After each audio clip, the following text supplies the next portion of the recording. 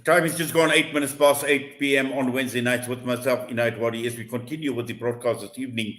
And this is an issue that needs a lot of discussion because when one looks at the media in general, and earlier on, we were talking about the problems with regard to the Gaza, and one of the issues that came up was the question of media and to what extent is mainstream media captured, and looking at some media, for instance. And this is what we are talking about tonight. Now, we are talking with Phillip Dexter, who is an activist and co-founder of the Pan-African Institute for Socialism. We also have got Phakamile, Hlubi, who is a spokesperson for Numsa. And question marks have been raised because Phillip Dexter has written extensively on the issue of some media in South Africa that have been captured. And we will obviously give one of them the right of reply. After this interview, we'll be talking with Micah Reddy, investigative journalist at the amaBhungane Center for Investigative Journalism. But on screen right now, we've got Phillip David Dexter and we've got Phakamile Hlubi with us. To both of you, good evening and welcome to the broadcast. Good evening, and good evening to your viewers. Thank you for having me on the show. Right, Phillip, let's start off with you. And obviously, you've written extensively on this issue and you've questioned the fact with regard to the media and the capture of media. And if you could just paint us a broad picture and introduction to what you intended conveying in what you have written. Well, thank you. I mean, I think it's a well-known fact that from the late 1980s, the United States of America initiated a number of projects to attempt to influence the media in South Africa. This is not something that I've made up. You can find this in, the US's own policy documents. And essentially at that time, they were aiming at newspapers like City Press, Drum, the magazine, because what they were trying to do was influence black readers who they felt were under the influence of Marxism, as in the sense of the ANC and the SACP. I think post-1994, we've seen a shift. And obviously the mainstream media in this country, which is owned by corporate South Africa, is very much focused on the agenda of business and of capital. And, essentially, I don't think any of us have any illusions, and we're not that concerned about that. But what's been interesting has been a rise of so-called independent newspaper, investigative outfits like amaBhungane, the Mail and Guardian, Amandla, a few others like that, who have projected themselves as being somehow impartial, independent, and therefore not subject to any kind of influence. And they style themselves, as being funded by donors. What prompted us to write this article, Roscoe Palmer and myself at this point, was that we accidentally stumbled into a storm, as it were. The New Frame, which was another publication, was closing down and retrenching its staff. And at that time, Roscoe and I had formed this Pan-African Institute for Socialism. We obviously had meetings with other actors, and among those were the people at New Frame. And it became clear that a story had been concocted by some of the staff at New Frame about a Chinese conspiracy allegedly controlled by, as they called him, an Indian, but is a person actually of Incan descent, who grew up in Jamaica in America and now lives in China, who they said was essentially funding and controlling all these organizations, including Numsa, the union itself. Now, what's concerning about this article, which was penned by Micah Reddy, actually, in amaBhungane, is that it relies on gossip and, hearsay from disgruntled staff, who I think, rightly so, were very upset about the fact that they'd lost their jobs. But what they were able to do was sell a yarn to amaBhungane, of this conspiracy theory. And what amaBhungane did was then ask questions of all the people named in this story that was given to them by the disgruntled staff. Well, I happened to have been at the New Frame offices and my name got dragged into it. first of all, I was accused of being a Chinese spy by somebody at the New Frame office, because I have, over the years, built up relationships with a number of institutions in China. And then secondly, the allegation was made that all of these things were happening because of this sinister agenda driven by myself and this individual in China. What was astounding to me is that there absolutely no evidence was given of this. So myself and Roscoe then did some research. And what we found was really, really interesting, because whilst some of these publications profess to be independent and so on, one, we found out that the sources of their funding are very opaque, the very thing that they accused the funders of New Frame and Pan-African of being. Secondly, they do have an agenda. And I was very interested to see that one of the things in those agenda is a sustained attack on Numsa.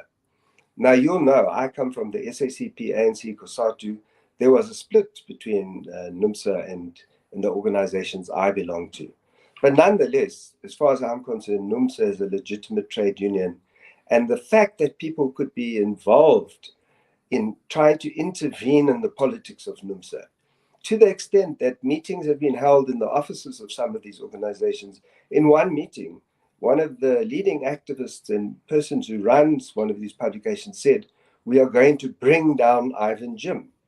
Now, you see, I'm relying on hearsay as well here.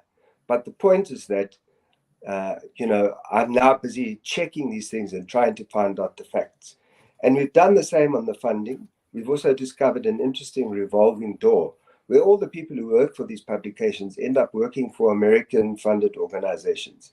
Once they've left as editor of amaBhungane or working at the Daily Maverick or the Mail and Guardian, they suddenly pop up in one of these institutes in the United States of America. The other part of the agenda is clearly an attack on the ANC, and fundamentally racist as well, because they'll investigate black politicians, demand transparency of them, but you'll never see them investigating Steinhoff or any of these other big corporate scandals.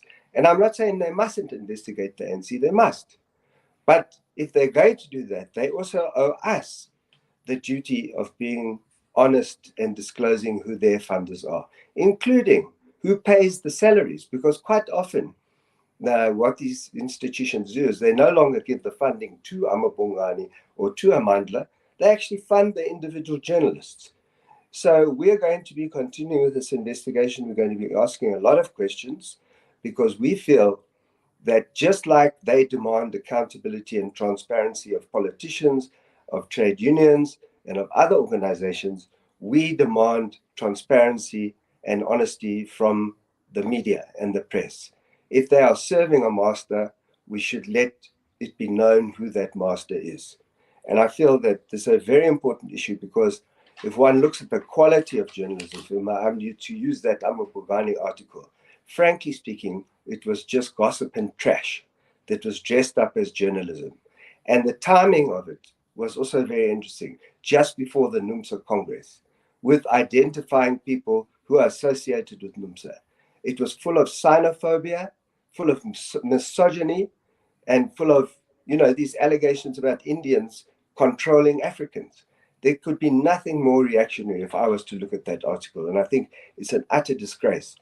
What pains me about it is that one would have expected a lot more from a publication like amaBhungane. But anyway, that's what we've said. We're prepared to defend it. We're doing the research. And another article has been published by Roscoe Palm and Ajit Singh, which I think begins to unpack some of the actual funding, behind this. Thank you for that, Phillip, and for providing that overview. Now, Phakamile, just looking at it from your side, from Numsa's perspective, and clearly Numsa is central to this article that has been penned by Phillip and Roscoe as well. Just your thoughts, and I'm sure you've had an insight into the article, its contents, and just your views. Thank you so much for having me on this platform to have this very interesting and I believe very important debate. I also just want to thank Phillip and Roscoe Palm for the work that they've done, because I think they've shed a light on the media sector. This is a sector that is all powerful in my view, and it is all powerful without any kind of accountability to anyone. Numsa as a trade union is accountable to its members, it's accountable to its structures. Everything that I communicate on behalf of Numsa, I do so because the decisions are decisions that members have engaged on, resolutions that they've adopted in their majority, and it is their message that I'm communicating. Numsa is unashamedly a Marxist-Leninist inspired trade union which is inspired by socialism and is fighting for socialism in our lifetime. It makes absolute sense that it would find itself in the crosshairs of the US State Department. Certainly, Marxist ideology has actually, really geared us or prepared us for this, because Numsa as an organization, because of its very, very clear pro-working class agenda, the fact that it drives unashamedly a pro-working class agenda. It is Black majority, led by Africans, driving an agenda for the benefit of Africans. It promotes an agenda of nationalization of the mines, nationalization of the land, nationalization of the minerals, because it believes that the working class must, as the producers of wealth, must own the wealth of this country. It would find itself the subject of an imperialist agenda driven by the US State Department. And I think the article written by Phillip Dexter clearly, and also Roscoe, the most recent one, which was also published, very clearly outlines how this agenda is actually playing itself out in media houses like amaBhungane, media houses like Daily Maverick, and even Mail and Guardian, where a very clear pro-Western right-wing agenda is being advanced. We have personal experience as Numsa with Micah Reddy's. We don't even call him a journalist. As far as we're concerned, he's just the spokesperson of a faction, because he does not do real journalism. He literally publishes gossip. Not too long ago, I think it was 2019, when he wrote an article called Numsa Cornered by Capital, where he wrote a whole piece without even citing a single worker, made false claims about how the union was captured by the Jacob Zuma faction of the ANC just because it had engaged with the Nkosazana Dlamini Zuma, who at that time was leading the AU. And mind you, we had engaged her as a trade union because of issues relating to a solidarity campaign we'd launched on behalf of socialists in Zambia. He doesn't look at those facts. On the basis of that engagement, Numsa is a faction, and under this leadership of Ivan Jim, is now fully embedded in the ANC's radical economic transformation agenda. It's absolute ludicrous nonsense. And that's why when he published, I won't call it an article, when he published those rumors, we didn't bother to reply to him directly. We sent him a 5-page response where we basically reminded him that because of who he is, because nobody trusts him in the labor movement, because of the fact that he has a long track record of publishing lies and innuendo, we are not going to engage the nonsense that he published, because it was very, very racist. As Phillip said, he basically characterized an entire formation of 350,000 people as being led and driven by an agenda of an Indian from Jamaica, to quote him. It was quite disgusting and despicable standard of journalism. Numsa's position when it comes to geopolitics is informed by members. We have congresses where we debate very deeply about political issues. And as an organization, we resolve and take positions on what our stance is politically. And for him to then basically reduce the union, first of all, to Ivan Jim, which in and of itself speaks to the level of ignorance that he has when it comes to how trade unions actually operate, in terms of how they are worker controlled, where decisions are taken by majority of structures in constitutional meetings. It just shows you the kind of agenda that he's driving. He writes from the perspective of the middle class. He writes from a perspective of somebody who's highly influenced by Western politics. And sadly, amaBhungane and Daily Maverick are guilty of this. Their world view is fully embedded in Western idealism, in liberalism and neoliberalism, and it comes across in their reporting. As a journalist, I mean, I can tell you more, and obviously as we discuss this, I can give you specific examples that I have had in the newsroom when I was a journalist, where I have seen editors taking decisions that are very clearly to advance interests.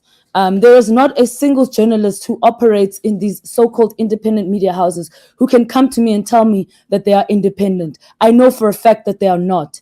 I know for a fact that independent media houses drive interests. And I worked for two major independent media houses who made it very clear what their agenda was, and it shows even in terms of how they report. Well, Phakamile, we definitely will visit those examples as well. But also, Phillip, in the article where you make a very powerful statement, where you question the fact as to why would such an agenda exist, and you speak about why does imperialism do this. Now, we know for a long time that looking at global media as well, to a large extent, the radar has been, the spotlight has been on global media and the agendas that have been playing out. And this is what you are actually saying, where you say imperialism does not need a rhyme or a reason. It simply has interests. And this is what you are actually questioning, is these interests and the agenda, and and how these interests are actually going to be furthered.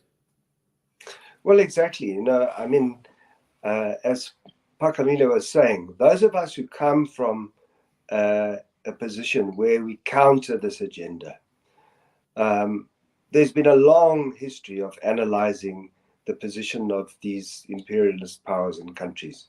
Central to their project is trying to shape public opinion. And because of that, they obviously have an interest in the press and the media. Now, they're very sophisticated. They don't necessarily, put Antony Blinken as editor of a newspaper. But what they're able to do is to create an environment through funding, through the way in which they have editorial policies, that directs public opinion in a particular way. I mean, it's no coincidence that we see CNN, all of these kind of news channels, pumping these stories out about what's happening in Ukraine. Now, as South Africa, we are neutral when it comes to the Ukraine-Russia conflict. But the press and the media, including in our own country, have been at great pains to try and force us to take sides in this conflict. And interestingly, to take the side of Ukraine. And why are they doing that? Because that's what the United States of America wants to have happen. They want to isolate Russia, mobilize all the countries around the world so that they can oust Vladimir Putin, have regime change in Russia. That's the agenda. They also want regime change in South Africa. It's been clear all along. All of these people are funding opposition political parties. So the way in which they use media by creating this environment, and as we said in the article, when a fish is swimming in water, it doesn't really know what water is, because that's the environment in which it's been born and lived. And I think that that's what they're trying to do with media in South Africa. These independent media houses, some of them played a critical role in the 1980s, exposing apartheid, exposing the excesses of the apartheid regime, the hit squads and so on. For me, it's tragic that today they've been reduced through donor funding to essentially being extensions of the United States State Department. It's pathetic, actually, and they really do a disservice to the public and to themselves. I mean, as I said, I have no issue with proper investigative journalism.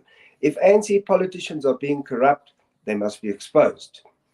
But What they mustn't do is try to portray the agenda of the United States of America and other countries as if that's the route that we should be choosing as South African citizens. I think that for me, that's the crucial thing. And I've defended the media, their right to print what they want, and I'll continue to do so. But what I will not do is allow them to print lies, gossip, innuendo, racism, xenophobia, misogyny, and other nonsense. And we are going to be filing complaints against these people. We're going to take them to the Press Ombud, to the South African National Editors Forum. We want a parliamentary inquiry into this issue of the media. Because just like politicians have rules about disclosing their money and funding, so too should journalists and people who edit publications. I think a time of a free ride for these people is over. We want good standards and ethical journalism. They've had the temerity to criticize Roscoe and myself of not having any facts in our article. Well, they may think so. The facts are there. We've been doing the research and we'll be publishing all of that. The point is, we did that deliberately because they are the ones who fired the first salvo with the lies and innuendo and gossip. What's astounding is that all the people who've come out to defend them, not one of them has stood up and said, well, your article also didn't have any facts in it. You see, and that's the way it works. Whatever they say is the truth. Whatever the opposition says and the left says, well, that's lie, that's propaganda, and so on. And that's the point about how the mediascape is controlled. Yeah. Yes, sir, Phakamile, just to understand why this is absolutely important, why this is crucial. And you mentioned, the interests that have been playing out, and you spoke about certain examples. And perhaps, for the next few minutes, I'll give you the opportunity just to reinforce through some of these examples as to why, this discussion is absolutely important and why we are having this discussion. Absolutely. I think the point that's made by Phillip is a good point. Media houses must disclose their political line. This is not an unusual demand. In America, for example, when you watch CNN, MSNBC, you know very clearly that what you're watching is the line of the Democratic Party. When you watch Fox News, you know very well that you're watching the line of the Republican Party. In South Africa, there is this very false notion that has been peddled that independent media houses, by virtue of the fact that they do not receive funding from government, are therefore independent and neutral and not subject to interest. That's a lie. That's a lie. I worked at EWN. When I was being inducted at EWN in my first couple of days as a very, very excited journalist, I remember my editor saying to me, Phakamile, what do you think your mandate is in this media house? I said, my mandate is to give a voice to the voiceless and defend the defenseless in my excitement. Do you know that she laughed at me? She said, no, that's not your mandate. Your mandate is to provide content for the benefit of advertisers. That's what she told me. And that statement in and of itself set the tone of my relationship with South African privately owned media houses, which is that they're very, very clear that their agenda is to serve capitalist interests, and to advance a neoliberal agenda. At ENCA, when journalists were protesting for the right to wear a doek on air, that protest was a reflection of the anti-Black, anti-working class agenda, which was steeped into the culture of the organization, to the extent where if as a Black journalist you dared to wear a doek on air, you could be disciplined. And that was the case with Nontobeko Sibisi, who was disciplined by management at ENCA for daring to wear a doek on Heritage Day. This was again reinforced at ENCA when the head of news at the time, Patrick Conroy, stood on top of a desk and told a room full of journalists when they were complaining that they wanted to do more stories in rural areas. He told us straight. He said the middle class is not interested in the rural areas. That was a reflection of the attitude of how media houses in this country operate. They are not interested in an agenda of the working class, of the poor, and of Black people. They are very clear that they, especially these privately owned independent media houses, on the whole, are influenced by those who fund them. And so it is a very, very good question that Phillip Dexter is asking on who is funding these people. They must disclose, because once they disclose, then we will understand why the tone of their articles are the way they are. If you look largely at how media houses, for example, cover labor disputes in this country, when workers are on strike, the very first position that media houses take is to attack workers. They often depict workers as savage, as violent. They often go to great lengths to emphasize how the economy is being threatened. But nobody ever talks about how workers themselves have been brutalized by the system of capitalism, how capitalism has stripped them of their dignity. If we're about to celebrate the Marikana anniversary, where Lonmin Mines participated in a brutal act of stripping mine workers of their dignity, and those mine workers resisted.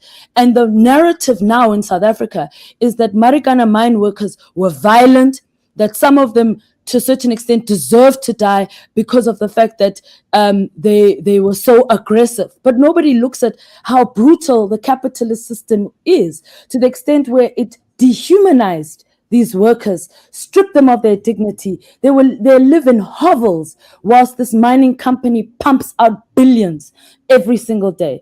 So this is what I mean when I say that when mainstream media claims to be independent, members of the public need to stop and think and actually analyze what that means. We are bombarded with anti-Palestinian reporting in our so-called enlightened media space in this country. We are bombarded by reporting that attacks Afghanistan without actually looking at how did Afghanistan end up where it was, without bothering to tell the true story of how Israel has behaved as an apartheid state and subjugated the people of Palestine. This is the kind of bias that is very, very embedded in South African mainstream media.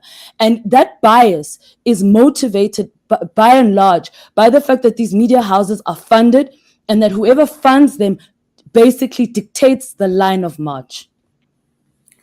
Well, unfortunately, the time is of the essence. This is such a huge topic to you both, Phillip and Phakamile, and we're actually going to be having Micah Reddy. We're going to give them a right of reply immediately after the show. Just some final thoughts, Phillip, before we take leave of you, and then I'll give Phakamile also a minute or two just to basically give her final thoughts. Well, first of all, thank you very much for the opportunity to share our views and ideas. It is a debate. I want to say that we don't believe that any of these people are our enemies, except, of course, if they've declared that they are class enemies, in which case it's game on. But I think that what we're demanding is a level of accountability that has been missing up until now. I really want to emphasize that we are doing a lot more work to uncover, some of these interests, and we will be publishing further things. So we look forward to a continued engagement, and thanks to you, and thanks, Phakamile.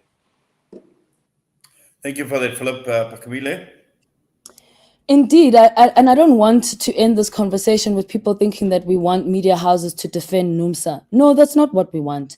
We want media houses to be honest about who they are, who their funders are, so that members of the public can make an informed decision about whether the information they're receiving is truly information coming from an objective source, or in fact, if it is coming from the position of an organization that is funded. This is not something abnormal. As I said, it's a common practice in other countries in parts of the world. In America, even in the UK to a certain extent, you can literally identify certain media houses because they have disclosed their political line. South African media houses must do the same.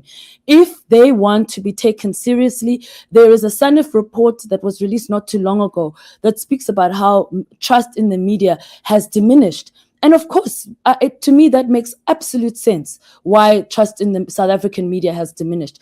It's because when Black people watch ENCA, or when they read News 24, or when they read the Sunday Times, they don't see themselves properly represented there. What they see is an anti-Black narrative where Black people are constantly portrayed as being corrupt, as being violent, as being semi-educated, but always inferior to white people. And unfortunately, the South African media landscape has got a lot of work to do to transform its narrative. It's not enough that they filled the airwaves with Black faces and Black voices. It is their racism is deeply, deeply entrenched, and they don't want to talk about the deeply entrenched racist nature and the anti-working class nature of themselves as a structure. And until they start to have open conversations and debates about these things, because as a former journalist, I know these conversations are happening in the newsroom. I know that journalists are frustrated by these issues, but they don't have the courage to talk about it because they're worried about their jobs.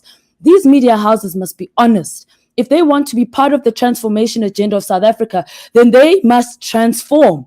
They must deal with their own racist, sexist, biased, anti-working class demons. They must deal with that, because until they deal with that, the public, you can't fool them. This is precisely why they are losing credibility in the eyes of the broader public, why people are looking to other alternative forms of media on YouTube and other spaces, precisely because mainstream media in South Africa largely excludes the working class majority in this country. Well, Phakamile, to you and also to Phillip, thank you very much for taking time out and joining us on this broadcast this evening. We wish you all the best. We do appreciate your time. And when we come back, we are going to be giving Micah Reddy, amaBhungane, a right of reply. Thank you. Yes, that was Phillip, Dexter, and Phakamile Hlubi Majola, and questioning the fact with regard to media, and some media in South Africa, are they being captured? We're going to go for a quick break. We come back, we'll be joined by Micah Reddy, amaBhungane, for the right of reply.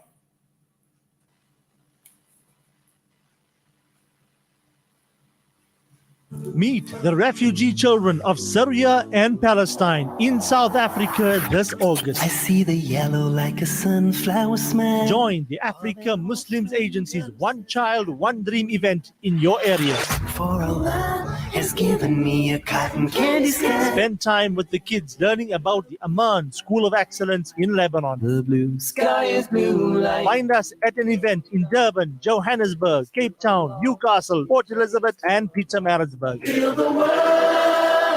africamuslimsagency.co.za for more information. Africa Muslims Agency, commemorating 35 years of empowering, educating, inspiring.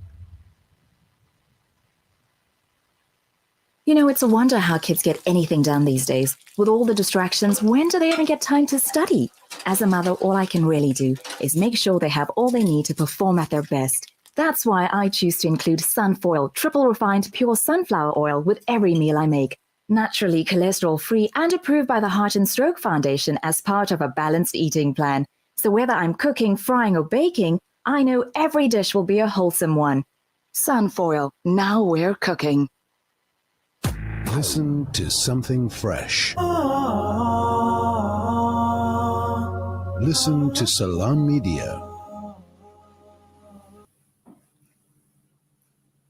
The time is just gone 18 minutes to 9 on Wednesday night with myself, Inait Wadi, and South Africa, and we're looking at journalism that has come under the radar, and particularly looking at a certain media. And early on, we spoke to Phillip, Dexter, and we spoke to Phakamile Hlubi, spokesperson was Numsa, questioning the fact about mainstream media houses being captured by the U.S. Department. And one of the media houses that were mentioned has been the amaBhungane Center for Investigative Journalism.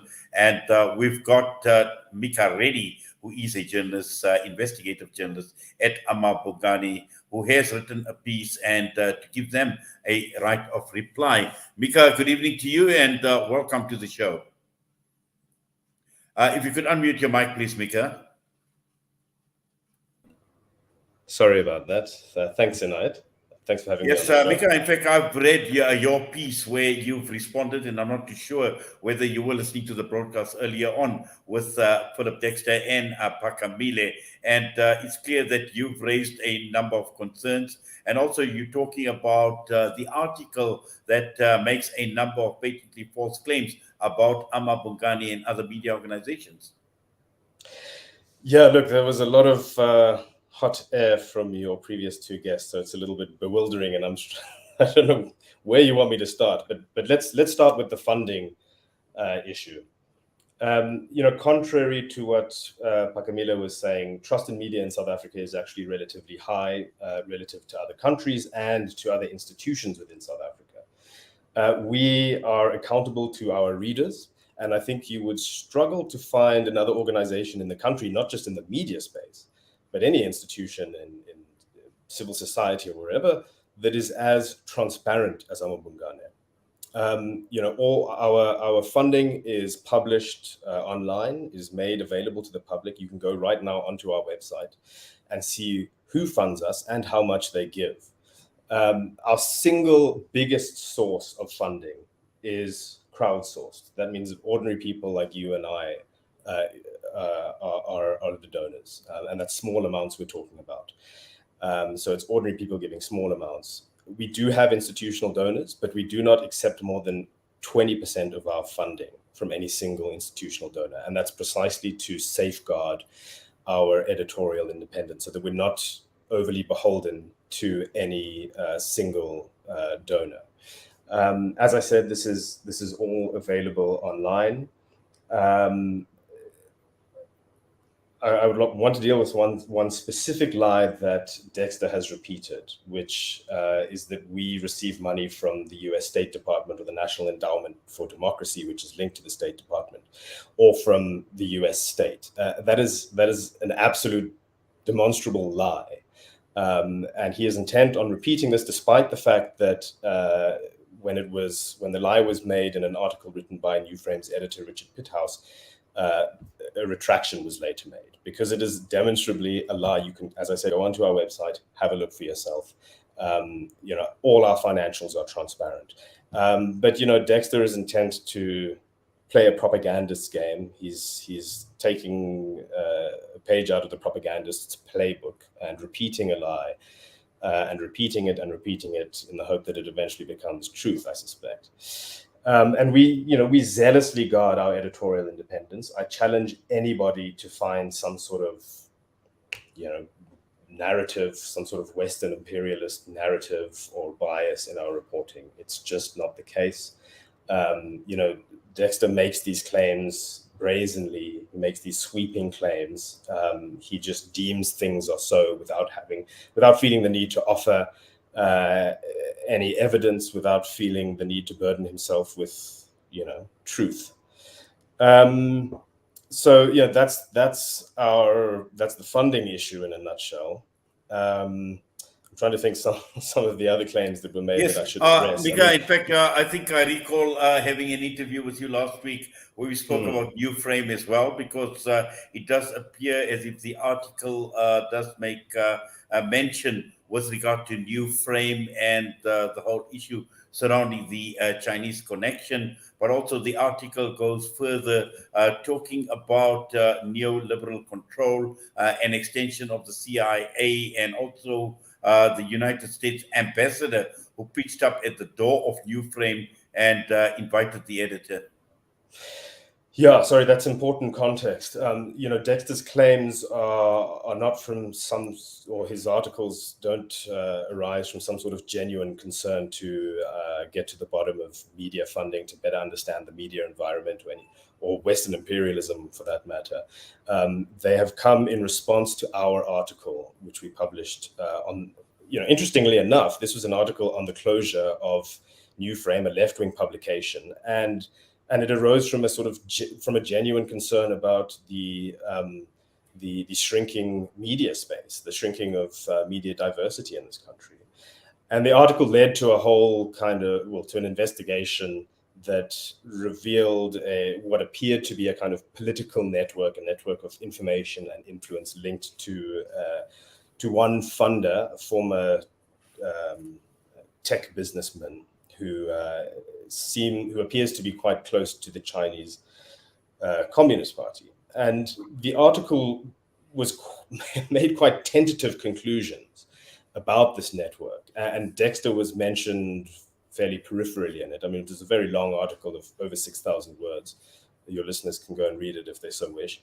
But since then, Dexter's actions have only strengthened the idea that there is a network and that it is influenced by a funder who is in close proximity to certain state actors and the sort of propaganda arm of the Chinese Communist Party.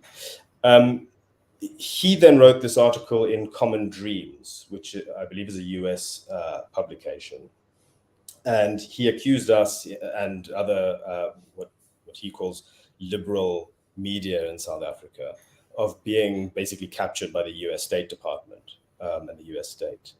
And his evidence for this is, incredibly flimsy. So he cites an event, and this underpins the whole article. He cites this event concerning Richard Pithouse, the former editor of New Frame, who allegedly was approached by the US ambassador at some stage after New Frame was founded and invited to some off-the-record drinks meeting in Cape Town. And Dexter and his sidekick, who wrote this article with him, then go on to assume that every other editor in the country of the liberal media establishment must have similarly been approached by the US ambassador. Not only that, they must have gone to the meeting, and therefore he arrives at the risible conclusion that therefore the liberal media are all captured, and the burden is then on us, the liberal media, to disprove this lie. It's utterly ridiculous. If we thought that was ridiculous, what followed was even worse. It was a so-called investigative piece by Dexter's sidekick and some other journalist, which claims to describe this web of US influence, but is so vague and nebulous as to be utterly meaningless. He's basically saying that, and again, I would urge your listeners who care to go and read this thing. He's basically saying that any organization that has received US funding is somehow captured or tainted. I'm not talking about US state funding. I mean, any organization that's received $1. And he basically cites every single credible media organization in the country. He even cites as an example The Intercept, which is this famously radical left-wing publication that was founded by Glenn Greenwald, of all people. I mean, that's just how utterly ridiculous this is. They've also distorted, on the odd occasion when they've cited some sort of evidence, which is, publicly available stuff, they've completely distorted it. So there's one document that they deliberately misquote to claim that we somehow contradicted our own policies. Again, a demonstrable lie.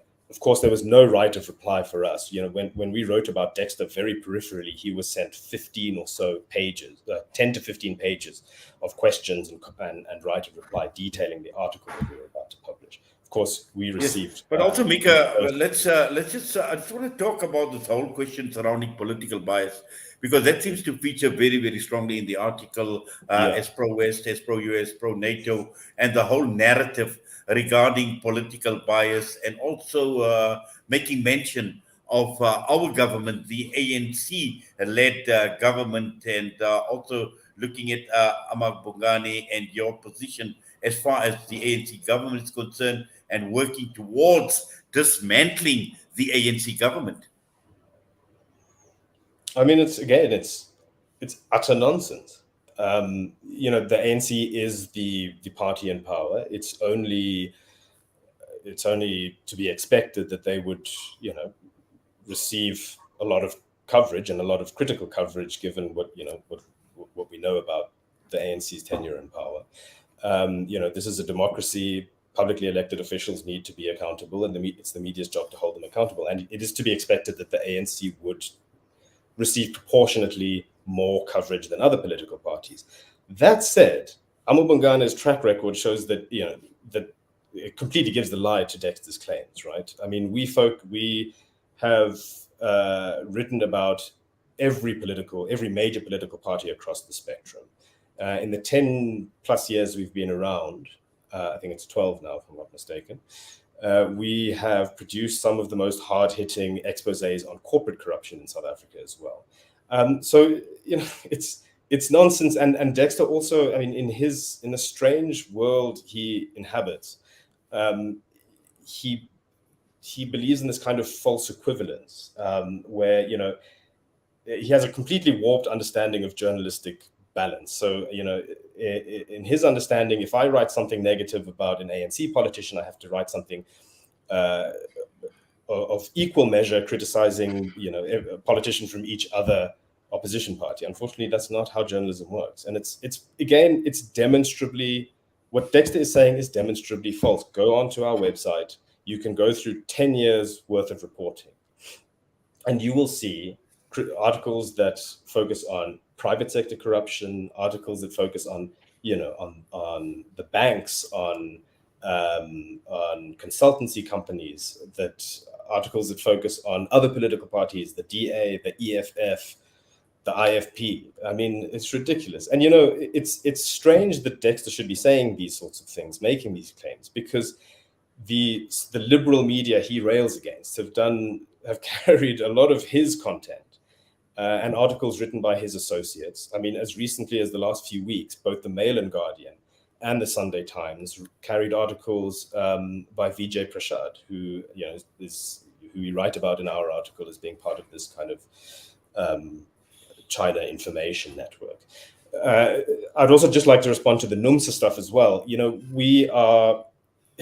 Phakamile claims to be speaking for every Numsa member, and it's nonsense, because the union is split from top to bottom, right? And we've seen this. It was on open display at the Congress, and its own members have taken the leadership to court, right? It is a highly factionalized union. There are massive divisions, and we are reacting to that, right? We're not creating those divisions. We're not creating those events. We are responding by covering them and trying to make sense of them, right? And we have, and there are serious allegations of abuse of power. There is fairly well substantiated evidence of abuses involving the Numsa investment company and the union's finances.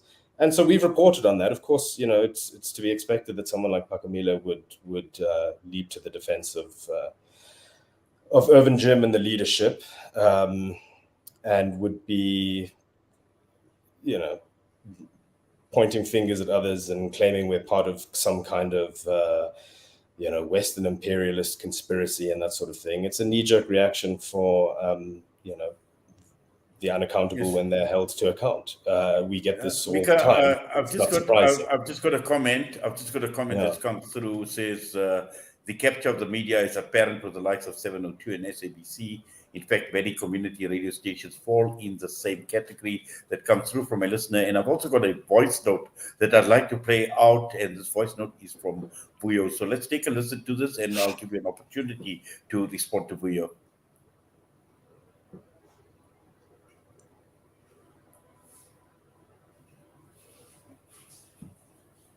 To ask, I was hoping that there would be someone from amaBhungane, Stroke Daily Maverick on the platform, but unfortunately there's none.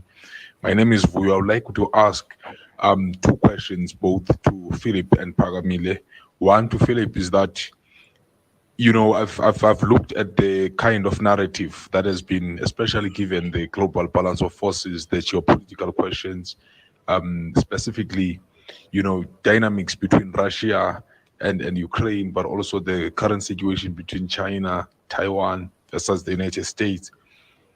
And perhaps looking at the kind of reporting that comes from, the kind of investigation tends to, the platform of the newspaper tends to allow the narrative, people who are pro-Ukraine, for instance, to come and articulate what their position is, and you don't find any sort of understanding or trying to connect the source of the conflict as to what causes and the role of the United States imperialist agenda in that. So I'd like to ask Philip whether what geopolitically, perhaps, what does he think are the class interests, with having this kind of negative agenda by these organizations that they level, for instance, against organizations like Numsa and so forth. In fact, when Abahlali, Abasamjonolo activists were being killed, they never said anything. But immediately now, the excitement in terms of trying to look for all sorts of things, connecting these organizations to China, painting the Chinese regime in a particular way. What are the class interests in this kind of reporting, and what is it that they do for the US imperialist agenda? To complete Phakamile very quickly, just tell us, we know we've been inundated with a lot of negative reporting about the 11th National Congress, interdicts and so forth, but the reality is that a Congress took place, and just in relation to all the other, it's in line with the traditions of the organization and with this Congress. How important is worker control, and democracy in the organization, and also what a platform like Congress in relation to these principles meant for many of the workers? Thanks very much. Well, thank you for that view. I know these questions were directed at Phillip and also the Numsa representative, but I don't know, would you just like to comment? Yeah, I won't speak for Phillip and Numsa. But yeah, I can talk to, imperialist powers and the media if you want me to, but I think a lot of what Phillip is saying is it's trite. Imperialist powers, great powers, will try to interfere in other countries and in their media. This is not the preserve of the US, and it's as much a problem with a country like China as it is with the US. I think the obligation on us as journalists is to be transparent and to be accountable. And I think amaBhungane does a pretty damn good job of that. We cannot say the same for the institutions that Phillip is associated with, I'm afraid. Yes, and I've just got one question that's come through. It says, let's talk about people who work for National Endowment for Democracy, NED, organizations who go straight from Mail and Guardian and amaBhungane. Sorry, that's another lie I wanted to address. We do not accept any money. In fact, I've said it already. We do not accept any money from the National Endowment for Democracy, or from the US state, or from any entity that could be that could be a proxy or a front for the US government. To say that is a lie. I don't know what more you want from me. You can go onto our website and look at all our financials. There's no money from the National Endowment for Democracy or the State Department or any front for either of those two entities. I will say one other thing, which is that, unfortunately, in a continent like Africa, where resources are very scarce, especially in the media landscape, US institutions do fund a lot of media organizations. That's the reality. It's not just US organizations, but the West, if I can use so broad a descriptor, is a major funder of media in the global South. I think that's, generally that is to be welcomed. We need more funding for the media, especially in an environment where funding is drying up, where ad revenues are soaked up by the tech giants, and where the norm is for cutbacks and closures like at Newframe. But that means that we need diversified sources, so that, like with amaBhungane, that we're not beholden to any big funder. We've seen, or to a single funder. We've seen the problems that arise from that with the closure of Newframe, which was beholden to this single funder, Roy Singham, who on a whim decided to pull funding. Our article kind of portrayed this network around Singham. The argument was, or the one allegation was that that political considerations were behind his decision to pull funding, that perhaps Newframe was too independent. So in Newframe's closure, there is a lesson to all media, I think. Well, Micah, we're going to have to leave it at that. Time obviously is of the essence. Unfortunately, we have run out of time. But once again, we do appreciate. We thank you for taking time out and giving you the right of reply as well. So all the best to you. Take care. Thanks very much. Micah Reddy joining amaBhungane journalist, investigative journalist, and that comes against the topic about on media being captured. And this is something that we will continue exploring. This is something that is not going to go away in a hurry. But for now, time has run out, so I need to sign off. For myself and the team here at Salam Media, we wish you well. Assalamu alaikum wa rahmatullahi wa barakatuh.